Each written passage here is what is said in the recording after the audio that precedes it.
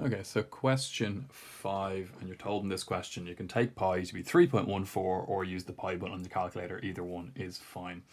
In part 1 then, find the volume of the cone shown on the right. Give your answer in centimeters cubed, correct to 1 decimal place. So volume of a cone, page 10 in the log tables, it's 1 over 3 pi r squared h. So it's pi r squared h, the cylinder formula, multiplied by a third. So very similar to the cylinder one.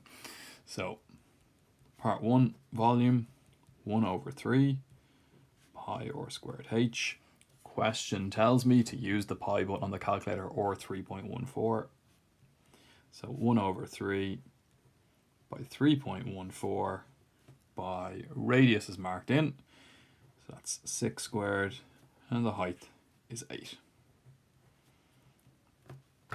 So just multiply that out in the calculator. 1 over 3 multiplied by 3.14 multiplied by 6 squared multiplied by 8. 301 to 1 decimal place, 0.4.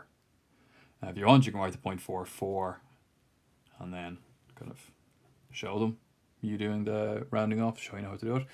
And then in centimeters cubed, because it is volume. So centimeters cubed. Part 2 then, use the theorem of Pythagoras to get the slant height. And part 3, find the total surface area of the solid cone, correct to the nearest centimeter squared. Now, even if part 2 wasn't there, and it just asked you for the surface area of the cone, area is given here as pi or L.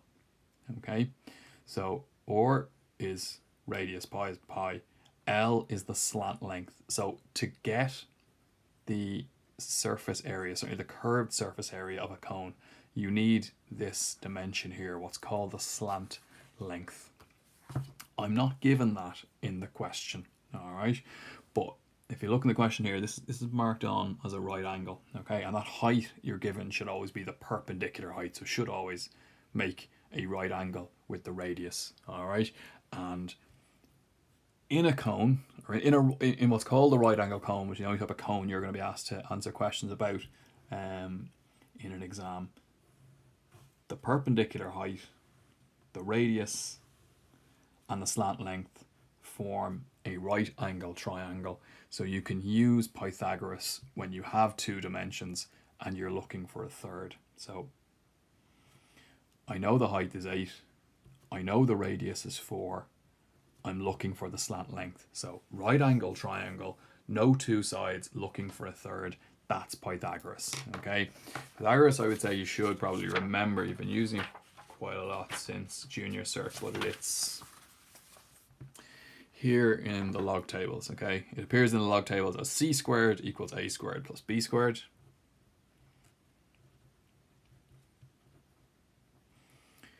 So c is the hypotenuse, the one across from the right angle. So that's important that that's the one on its own. So across from the right angle here is L, what I'm trying to solve for. It doesn't really matter then which is A and which is B, because you're squaring them and adding them together. So L squared is equal to 8 squared plus 4 squared. L squared is equal to, that is 64 plus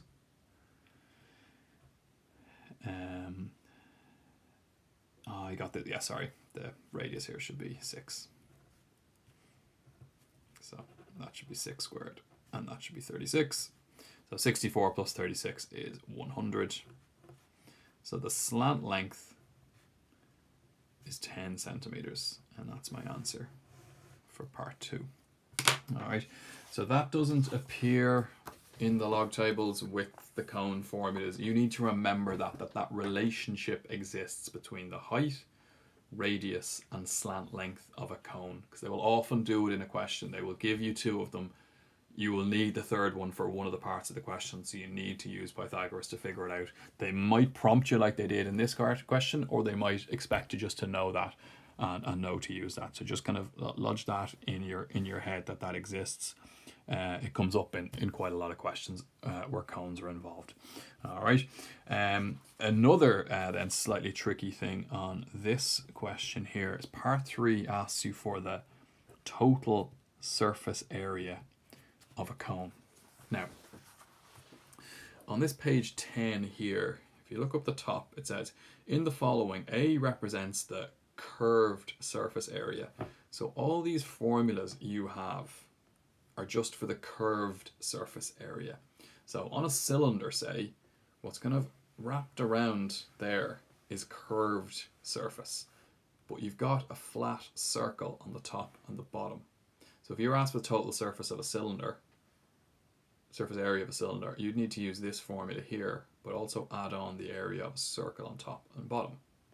With a sphere, it doesn't really matter, okay, area for pi r squared. A sphere only has curved surface areas and have any flat surfaces, so you don't need to add anything on. For a hemisphere, you would, there'd be a circle, but what we've got here is a cone.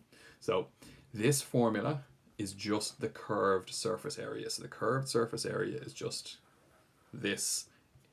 It doesn't include the circle which is there on the bottom, okay?